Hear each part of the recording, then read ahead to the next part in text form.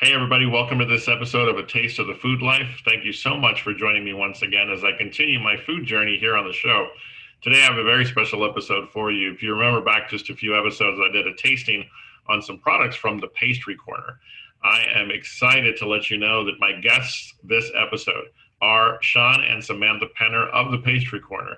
They joined me here recently for a conversation to share with me the story behind the Pastry Corner and all about their journey. So, without further ado, let's welcome to the show Sean and Samantha Penner. So I am here with Samantha and Sean Penner of the Pastry Corner.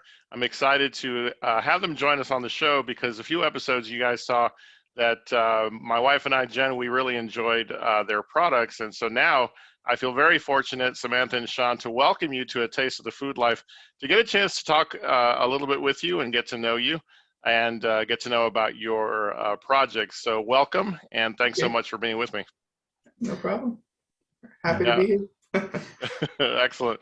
I was recently at the Heber Oaks Market when I first encountered your company, and I was just sort of out and about learning about what businesses are out there. I've learned a lot about local startup food businesses here in San Antonio, and of course, I picked up a few products and couldn't help but do a tasting. It made me curious. As I was, as we were doing that first video, I really became curious about what was the origin? How did this get started for you? Where did Pastry Corner begin? So we did our first farmers market back in 2018 in March. Yeah. So coming up on 3 years. It's our 3-year anniversary now. Yeah, having the business. There just wasn't really a bakery like what I envisioned, because I'm originally from Canada. And we have bakeries all over the place up there. And so I feel like that was kind of missing down here. Okay. And so I was like, well, maybe I can do that. I was between jobs, so yeah, just gave it a whirl. Yeah. We kind of just went to the farmers market for the first time, the one in Cibolo here, and it's one we're still doing actually. And we were like, hey, can we, sell pastries here? And there wasn't anyone there selling that kind of thing. So she told us we could. And the next week we showed up with, pastries and cookies. Yeah, very limited compared to what we have now. But, Yeah. Well, 3 years in, talk a little bit about was there a tipping point where you realized, what, this passion I have for baking and creating these kinds of foods, what was it that made you realize this was a passion for you? And then how did that feed into what you're doing with it now? Yeah, we've kind of always, well, both of us anyway, have grown up baking, with our family. Ever since I was little, I've been, my grandparents especially, have been kind of big influences on that. They always let me help them in the kitchen, ever since I was 3 or 4 years old. I've been kind of in there, started with, boxed cake mix and that kind of thing. And there's nothing wrong with that, but I kind of grew from there wanting to, start making things from scratch and kind of growing. And I started to love it. I love cooking and baking. And we, when we started selling it, people started buying it, and we started making more, and people started buying more, and we thought, hey, this is actually, a viable business here that we have. Yeah. Was there a particular pastry or product that you put together that you thought this is a winner? This is really something I want to, get behind? Definitely our chocolate chip cookies, and then later our sourdough. Both are our best selling items, and we have people coming all the time. Just, oh, my friend told me about the best cookies I've ever had, and it's kind of it's nice to be able to share that with people, I guess. Even before we started selling that kind of thing, we would, make them and bring them to Christmas or parties or whatever. And people were, they would like rave about them. They'd be like, these chocolate chip cookies are amazing. We were like, well, maybe we could sell them. It's so good. Yeah. Well, I had the peanut butter cookies, and those were amazing. I fancy myself a peanut butter cookie aficionado, only to the level that I eat them all whenever I can. But there was just something about yours that stood out. And the moment I saw it on the table, I was like, I have to have this. But then I noticed your croissants and the hazelnut chocolate filled one as well. How much of this has been a process of, hey, I started doing the chocolate chip cookies and now I think this will work, or I want to explore, this type of pastry. Is there a process like that you've gone through? I guess, yeah, we try different things all the time. Like even last week, we tried to bring a mint chocolate brownie, and of course, it sold like crazy. So, Yeah. but yeah, I think on our first market, we did have the croissants. I'd made them for like Thanksgiving and stuff, and Yeah. the chocolate chip cookies were there, and We try to use like a lot of family recipes too. So, we'll go through old family collections of recipes or cookbooks and be like, hey, like his mom's double chocolate chip cookie recipe, we were flipping through and we found that we were like, oh, we should, make this and bring it to a market. And so we try to at least start, a base of things to bring from, family recipes and get-togethers. And then, of course, being in Texas, you can, put pecans in something, and of course, it's going to just fly off the table. Sure. So you can definitely, look to that type of thing for, what to bring. Yeah. It's also interesting, like him being from Canada. I'm from here, from San Antonio. But he has a lot more like desserts that are from Canada that I've never heard of or that we don't have here. And so he'll kind of be like, oh, we should make this. I'm like, well, I've never heard of that. And probably no one else has down here either. So that's kind of interesting to introduce people to stuff like that too. Sure. Yeah, that constant learning process is probably something that's exciting for you.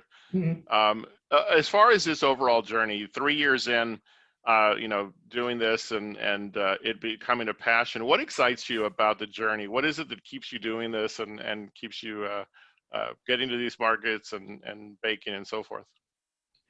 Yeah, I guess just like sharing great food with people is, I've always loved to cook and bake, and it's just kind of nice to get people some quality bread, with no preservatives in it. It's rewarding in that way too. And then, yeah. I like to see people come back to our booth too. We'll have someone come to our booth for the first time and try something, and the next week they'll come back and say, oh my gosh, that was the best sourdough or chocolate chip cookie or whatever that I've had, and we can't find stuff like this down here. Or we've even had people come from like California and they're looking for that San Francisco sourdough, and they'll say, I can't find anything here that's as good as that. And I'm like, well, try our stuff. And they'll try it and they like it and they come back for more, and that's extremely rewarding to see people enjoy our stuff like that. Yeah, I'm sure. One of the things I know when Jen and I tried the peanut butter cookies, she made the comment that it was so peanut butter forward. It wasn't sugar. It wasn't. You got the purity of the peanut butter. Does it take a bit to get to that, or is it just something that you said, hey, this is how we do it, and we were just really curious how wonderfully it tasted of peanut butter, which not all peanut butter cookies tend to do. Yeah, it's all about just quality ingredients. We use real butter and everything, which if you go to HEB, they're not using real butter. Sure. It's and then of course nothing against HEB. Yeah, but yeah. But we know, of course, like a bigger company. It's just us in our kitchen making it. Sure. Small batch makes a big difference too. Yeah. And we have made things before that we've made and we've tasted and we've said, yeah, we're not going to sell this because it's not up to our standards. Yeah. Mostly gluten-free items. We just haven't hit the nail on the head with gluten-free. It's hard to do. Category we haven't quite. But we're working on it still. But yeah. No, and that's so fun to hear that, there seems to be in the local food businesses such as yours, this constant need to evolve and sort of push the boundaries of what you've done. Yeah. So that's exciting to see happen. Talk a little bit about next steps. What are you excited about when it comes to the future of the Pastry Corner, and what are you looking forward to next? So we're working on an actual storefront in Cibolo. We're renovating kind of an old house downtown Cibolo, which is kind of our next steps. It's slow going with COVID and definitely dealing with contractors isn't as easy as you would think, but we're moving that direction. So that's probably our biggest goal right now, is to get that up and running. But we're hoping to be open sometime this year, by the end of the year, but we don't really have a set date yet, just because we don't know what's going to happen. We don't know how long things are going to take. All that takes time, but we're really excited about it. We've been working on it for a little while now, so the next big thing for us is to have a storefront and a commercial kitchen. That'll definitely open up a Yeah. lot of things for us that we can't bake out of our home kitchen because we work under cottage law right Gotcha. now. So, Gotcha. Well, so share with us a little bit. Where can we find you? Let's talk markets first. What are some of the markets that folks can find you at? So we do the Cibolo Grange Farmers Market, and that's on Thursdays in downtown Cibolo, and it's 3 to 7. Yeah. And then we do that one's every week. Yeah, the Huebner Oaks Farmers Market is every week as well on Saturdays. And once a month is the Garden Ridge Farmers Market, and that's the third Saturday? Second Saturday of every month every is month. the Garden Ridge one. Yeah, it's in Garden Ridge off of Nacogdoches over here. So those are the And, main ones right now. Yeah, We're also at there's a small one that just started up in Shirts, downtown Shirts. and that one's on the third Yeah. Saturday. Main Okay. Street So Market. just in the morning there. We'll do seasonal events too sometimes, but we always post those on our Facebook page. You know, around Christmas, there's usually one-off events that we'll do, but those are like kind of our main Yeah, markets that's for the right now. main place to find us. So you can find us on kind of the both sides of town here. Sure.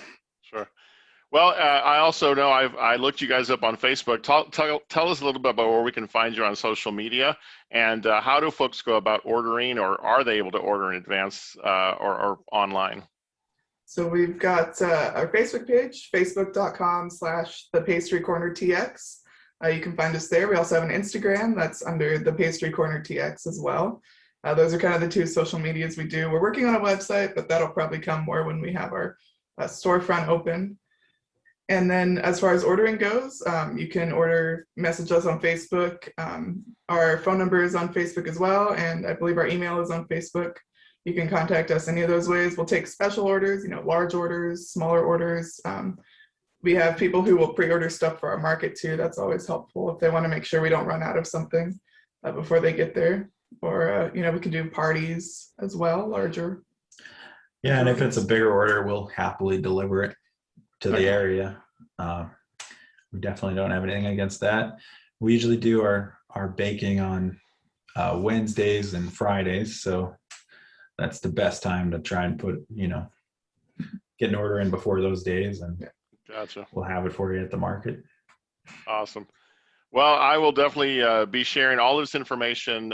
You can find it, those of you watching, in the information on the YouTube show that's happening right now. Plus, make sure you check them out on Facebook and check out A Taste of the Food Life, where I'll be posting all this information for y'all as well.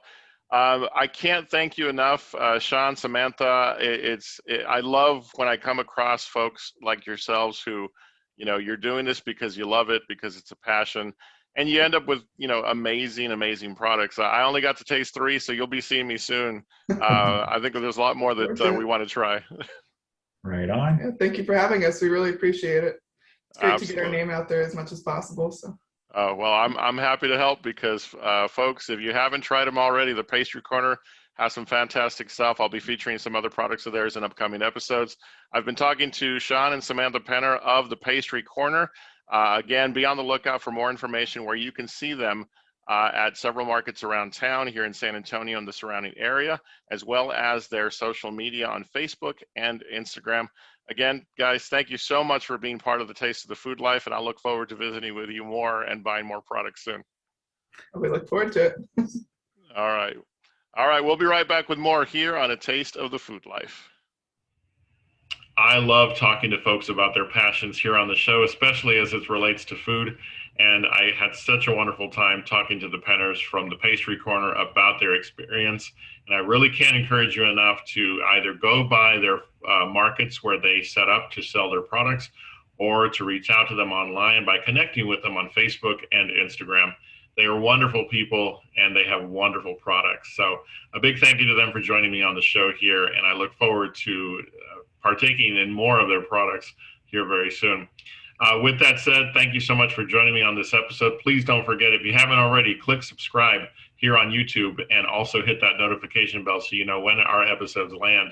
Also, follow the show on Facebook and Instagram, A Taste of the Food Life, and also on TikTok, where we're doing some unique content. I'm excited about what the future holds for this show, and I'm excited that you're going to get to meet more folks like my guest today in future episodes. Until then, remember, you're awesome, you're amazing, and the world's a better place because you are in it. We'll see you next time on A Taste of the Food Life.